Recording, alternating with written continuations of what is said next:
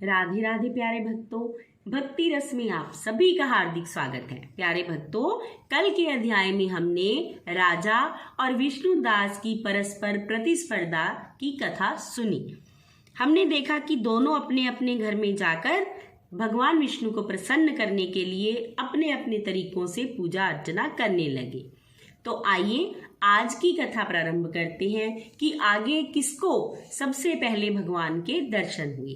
अध्याय 27।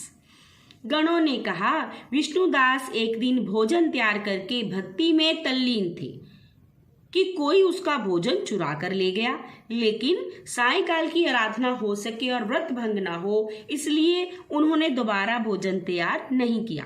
नारद जी ने कहा, हे राजन, इस तरह लगातार 7 दिन तक कोई दूसरा भोजन चुराता रहा। तब वह हैरान होकर सोचने लगे कि यह रोज विचित्र घटना घटती है, ना जाने कौन हर रोज मेरा भोजन चुरा कर ले जाता है। फिर भी इस तरह देव स्थान को छोड़ना नहीं चाहिए। अगर मैं भोजन बनाकर खा लेता हूँ तो देर हो जाएगी और पूजा छूट जाएगी। अतः मुझे भोजन बनाकर तुरंत खाना नहीं चाहिए, क्योंकि बिना भगवान को भोज लगाने के वैष्णवों को भोजन कभी नहीं करना चाहिए। अगर 7 दिन बिन भोजन के बीत गए तो आज एक दिन और सही। आज मैं भली भांति भोजन की रक्षा करूंगा और देखूंगा कि रोज की तरह इसे कौन चुरा कर ले जाता है। ऐसा सोच विष्णुदास भोजन तैयार करके भोजन के पास ही छिपकर बैठ गया। उसने थोड़ी देर के बाद देखा कि वहां एक चंडाल आया, जिसका शरीर बहुत दुर्बल था। उसके शरीर पर केवल चमड़ी ही चमड़ी दिखाई दे रही थी। जब वह चंडाल भोजन चुरा कर चल दिया तो विष्णुदास ने उसे पुकारा, हे भाई, यह रूखा भोजन ले जाकर क्या करोगे? घी तो लेते जाओ। ऐसा कहकर वह ब्राह्मण श्रेष्ठ आगे बढ़ा।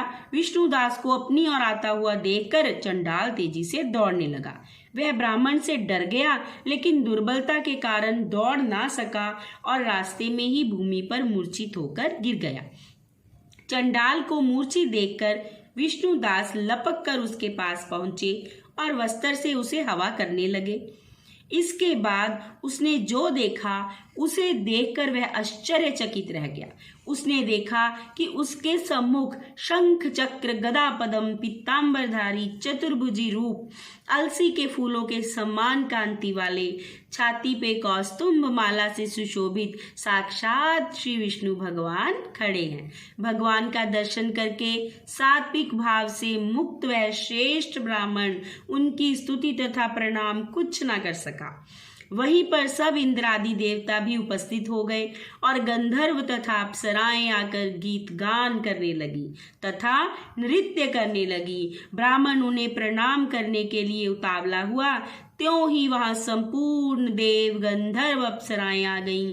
विष्णु भगवान ने अपना स्वरूप ब्राह्मण को प्रकट कर उसका आलिंगन किया और दिव्य विमान पर बैठाकर उसे बैकुंठ ले गए।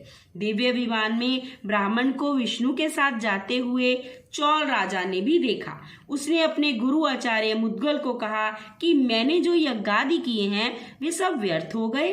जितनी दान दक्षिणा मैंने ब्राह्मणों को दी, क्या वह असफल हो गई? विष्णु भगवान के दर्शन मुझे नहीं हुए। विष्णुदास ब्राह्मण ने केवल श्रद्धा भक्ति से ही भगवान के दर्शन कर लिए। उसके प्रभाव से वो प्रभु के साथ चले गए, इसलिए भक्ति ही सर्वोपरि है। मुझे भगवान के दर्शन के लिए राजकाज त्याग कर भक्ति करनी चाहिए। राजा के कोई पुत्र ना होने के कारण वे अपने भांजे को राजगद्दी पर बिठाकर स्वयं भक्ति करने के लिए चल दिए। बहुत काल तक भक्ति करने के बाद भी प्रभु विष्णु ने उन्हें दर्शन नहीं दिए, तो राजा ने अग्नि कुंड में खुद को सौंप दिया। अग्नि में प्रकट होकर विष्णु भगवान ने राजा को गोद में उठा लिया और कहा कि मैं तेरे त्याग और भक्ति से बहुत प्रसन्न हूँ। उसका आलिंगन कर उसको दिव्य विमान में अपने साथ बिठाकर प्रभु बैकुंठ ले गए। विष्णु जी ने अपने समान रूप वाले ब्राह्मण को पुण्यशील और राजा चौल को सुशीला नामक देकर दोनों को अपने द्वारपाल बनाया। ये दोनों प्रभु के द्वारपाल हुए हैं। ये थी उनके पिछले जन्म की कथा कि वो द्वारपाल अपने पिछले जन्म में क्या थे और सबसे सर्वोपरि भक्ति है, ये प्रभु ने आज साबित किया। तो कल की कथा में फिर मिलेंगे कि आगे भगवान ने क्या किया या धर्मदत्त ने देवगणों से क्या पूछा। तब तक के लिए राधे राधे। प्यारे भक्तों, यदि आप राधा नाम की महिमा जानना चाहते हैं तो मुझे कमेंट बॉक्स में ज़रूर बताएं। मैं आपकी इसके लिए भी एक वीडियो आपके लिए बनाऊंगी, एक वीडियो, ताकि आपको पता चले कि जो मैं हर वीडियो के शुरू में और एंड में राधे राधे कहती हूँ वो क्यों कहती हूँ, राधा नाम महिमा, कितनी महिमा इस राधा नाम की है और राधा नाम महिमा क्यों कही गई है। तब तक के लिए राधे राधे।